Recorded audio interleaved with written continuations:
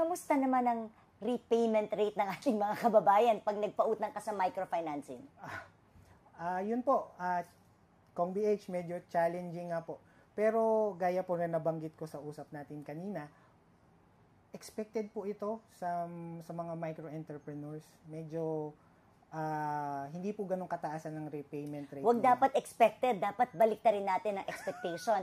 No, mga kababayan, so ilang percent rate nga ang pagbabayad ng mga micro-entrepreneurs natin? Base po sa datos namin internally sa SB Corp, meron po kaming parang tinatawag na default o yung hindi nagbabayad for around 40% po. 40% ang nagde-default. Medyo malaki yun. So mga kababayan ha, you know, ang programa ng gobyerno para maging epektibo, kailangan na papatunayan natin na ito ay kailangan ng mga tao. So pag aabusuhin natin yan at hindi tayo nagbabayad, mawawala ng gana ang SB Corp, pautangin tayo.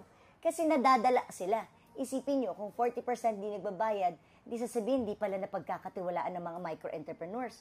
Huwag naman po natin gawin yun. Maraming salamat po na sa inyo na po mismo nanggaling na ito po ay talagang kailangan po nating alagaan yung programa para po mas marami pa pong matulungan.